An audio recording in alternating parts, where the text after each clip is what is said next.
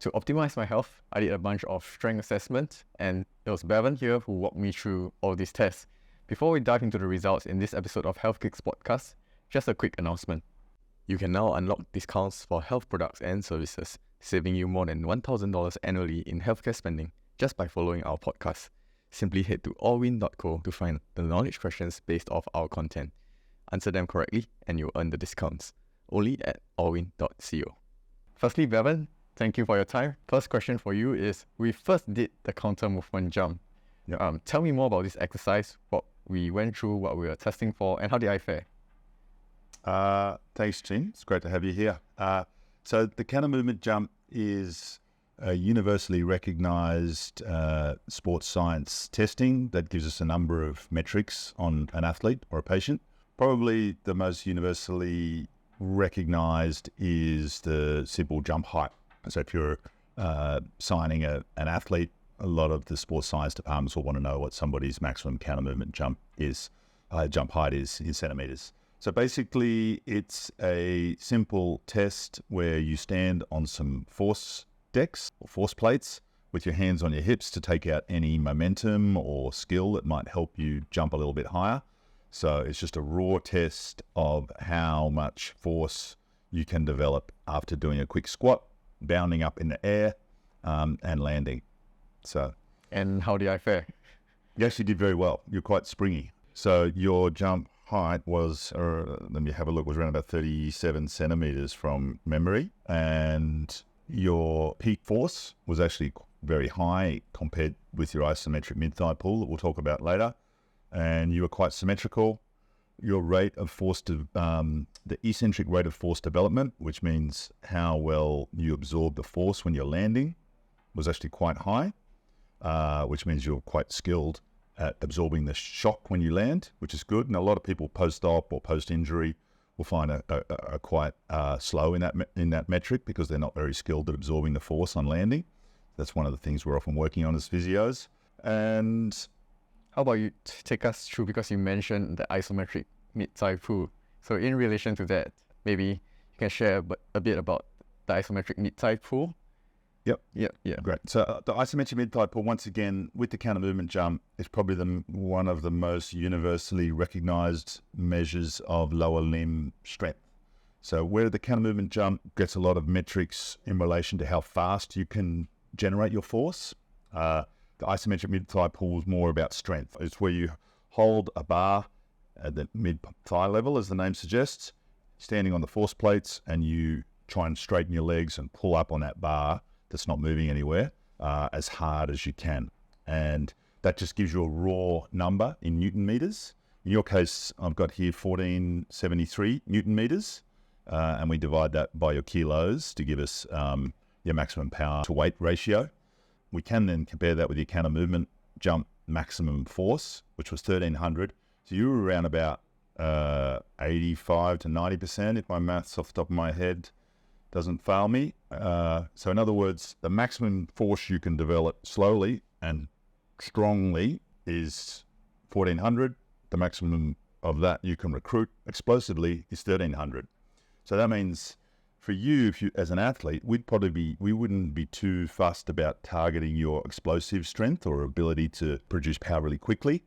We'd be looking at improving that strength, the isometric mid-thigh pull. If we get it up to 2000 and you're still able to produce 90% of that really explosively, then that's going to make you more springy and a better athlete. Oh, that's a great insight. I think like one other insight I got through the test, and I think we went briefly through this earlier, was by using the force plates, I can now know when I'm doing the mid-thigh pull how much of force I'm putting through the left leg versus the right leg. Correct. Yeah. Tell me more about, because I have always suspected like I'm using more of one leg, right? What did the results say? Yeah, they did. You were quite asymmetrical. Actually, you were pushing a lot more on your right leg. We had a look at that force trace. You were producing, I think, about 30% more force through your right leg. So as physiotherapists, we're very interested in symmetry. We understand not everybody's going to be 100% symmetrical. If you're a professional basketball player, saying you're jumping off your left leg, hundreds of times a day, you are going to develop some asymmetries. But we try and, particularly for rehabilitation, we try and minimize the asymmetries. So for you, we'd be looking at improving your left leg strength. And I think like this is not only in sports that is important.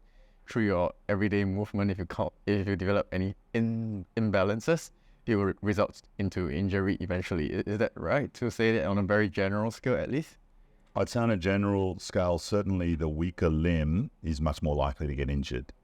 So, and most of us develop some asymmetries without even realizing it, because of the sports we do, and we develop habits. Every time we get out of the chair, we push through our stronger leg, and it kind of becomes a little bit self-fulfilling after a while. So as physios, we're always working on, trying to minimize those asymmetries. I think that rolls very nicely into the next thing we tested, which was grip strength. How much of a difference between a right grip strength and left grip strength are we trying to optimize? Well, hand grip strength is a really interesting metric. We use it a lot for assessing people with, say, tennis elbow or golfer's elbow, or some wrist problems as well. So you're actually really symmetrical, quite remarkably so, 357 on the left and 356 on the right. So basically exactly the same. I'd say most people are a little bit stronger on their dominant side just because they're going to use that side more. And once again, we do tend to see people develop particularly tendon injuries on the weaker side, more commonly for sure.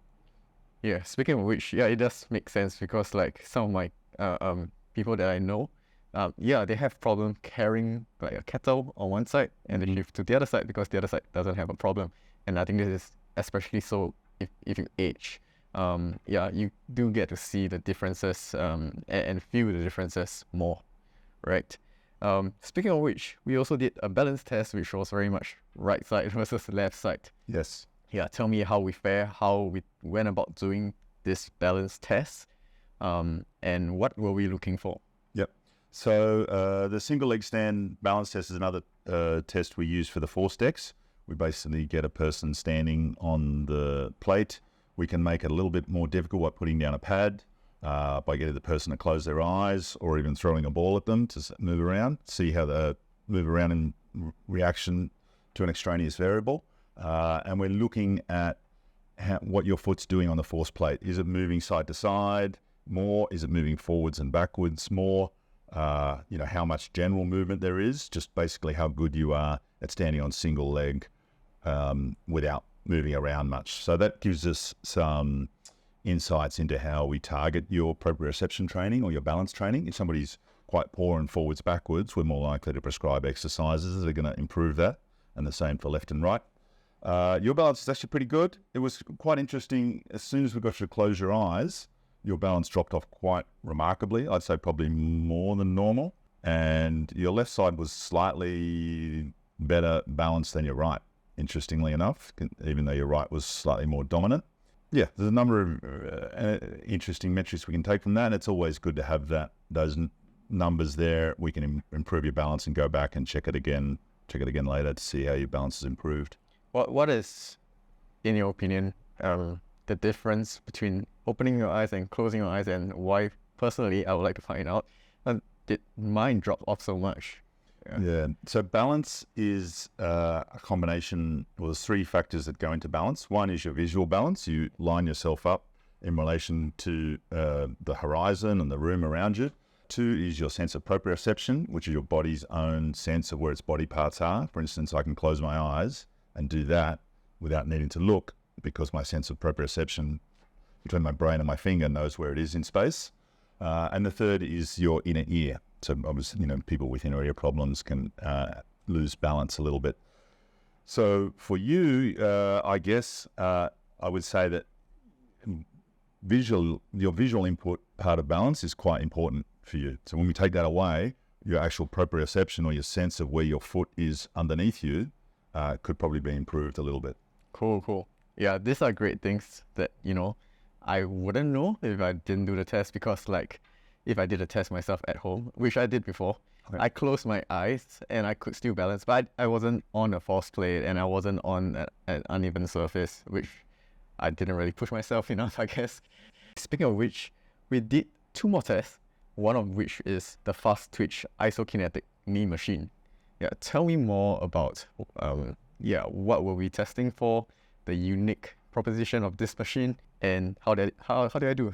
Yeah, I love the fast twitch knee machine. It's really cool. It's made by a crazy inventor fellow out of Adelaide in Australia, and it's a really unique technology he's developed. And I think, probably if he was a really good salesman, it might have taken off more than it has, but the machine itself is really terrific. The unique properties about the Isokinetic machine is that you can do strength as well as speed. Okay, so if we're testing your quadricep maximum power, doing that with a stacked traditional pin-loaded weight machine, the machine's going to bounce around and you can't do fast knee extensions or fast knee flexions. Because he develops the power through hydraulics, you can push as fast as you possibly can and as powerful as you possibly can, and the machine's going to record how much your ability to produce that power is. So it's really good for, once again, power testing, which is not just strength, but how fast you can develop that strength as well. So you did quite well. I think your quads are pretty strong. Once again, that interesting metric was the degrees per second. Your right side was over 220, which is moving anything over 180 degrees per second that your foot's moving through the air is using your fast twitch muscle fibers, and you're a fair bit faster on the right than the left. So once again, you've got that stronger right side, but I can tell you're a pretty springy athlete. You're probably a pretty good sprinter, I would imagine, when you're younger, because once again, you're pretty good at developing force really quickly. Yeah. The last exercise we did was maximum eccentric hamstring test. Nice. Yes, this is probably like a variation of the Nordic. Mm-hmm. Take us through what we tested.